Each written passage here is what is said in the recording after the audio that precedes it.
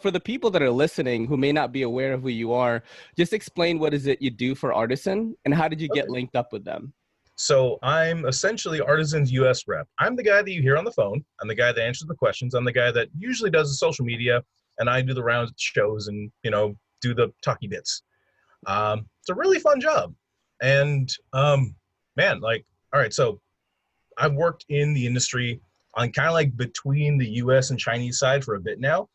Artisan just kind of came by and picked me up. It really came down to someone called me up, said, hey, I want you to meet my friend who's starting a new knife company. Why don't you drive like 4 hours from where you are right now? Can you do like 12 o'clock tomorrow and just like get up hella early and, drive over there? And I'm just like, well, I don't have a job. Sure.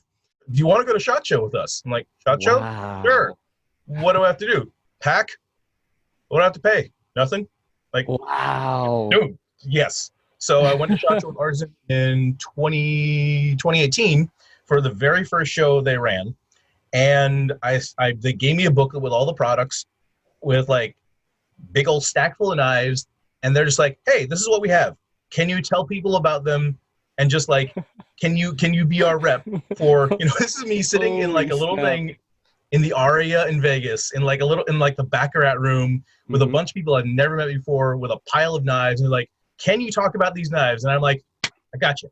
You know what's crazy is you kind of saved me in a moment that was pretty, not super dark, but I was like, man, what am I doing? I'm spending all my time making videos. I don't feel like monetizing yet. I'm almost 40 years old, right? Mm-hmm. So it's like I'm spending literally almost every waking moment thinking about what kind of pieces of content I'm going to do. Like my schedule revolves around my day job in YouTube and Instagram.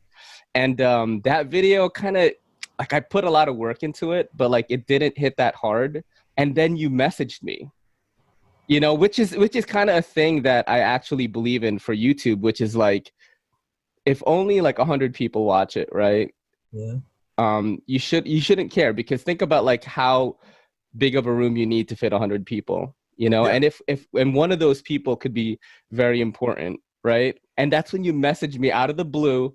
You were like, hey, do you want me to send you a G10 Archeo? And I was like, oh my God, this is amazing, Actually, the very first podcast I've done, I've offered it, but it's always been kind of like, yeah, I'll show up. You're doing very well. I'm going to let you know right now. And this is another, to touch on that a little bit, is like, what if Artisan had one? You know how like they have Knife Banter on Blade HQ? And you could just have, you could showcase some models and stuff. Doesn't have to be an hour. But I do truly believe that long form content is going to play a pivotal role in the evolution of the knife community. I've seen it happen with comedy on Joe Rogan. I've talked about this so many times, and I'm not saying, like that is one of the goals of the channel, is to allow knife people to just come on this show and just talk about whatever they want, knowing that we are into the same thing. In particular with EDCs, it's so personal. And your gear preferences vary wildly. I mean, for me, I live in California. I don't carry a firearm. Yeah. It's more trouble than it's worth. Yeah. And for me also, like when I carry a knife, I carry a larger than 3-inch knife because I live in California and there's no knife laws about that. I mean, city per city, sure, but I'd rather carry a 3.5-inch blade than a 3-inch blade, personally. On your neck of the woods, it sounds like, correct me if I'm wrong, but I think New York is a 3-inch limit. If you Google it, they say that you have to have an under 4-inch blade. However, this is from living here. Yeah. You can get in trouble for carrying a Leatherman, all right? Like, it really all depends on why you were searched. Mm-hmm. And I kind of got that solidly when I watched Nick Shabazz's review, and he's like, the full size is a gem and this one's junk. I'm like, wow.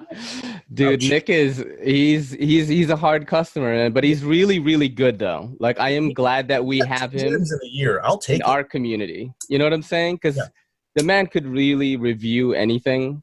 He has a pattern. Right. And I'm glad he's with us. Man, when he was on my podcast, I was like fanboying so hard. He's a fun dude to talk with. When he messaged me, I thought he was like a Russian bot or something. Like, you know what I mean? I was like, is this really Nick Shabazz? Okay, do the podcast in 45 minutes. You know what I mean? Yo, don't forget to hit that subscribe button. And don't forget to hit that bell icon so we can squad up in the comments.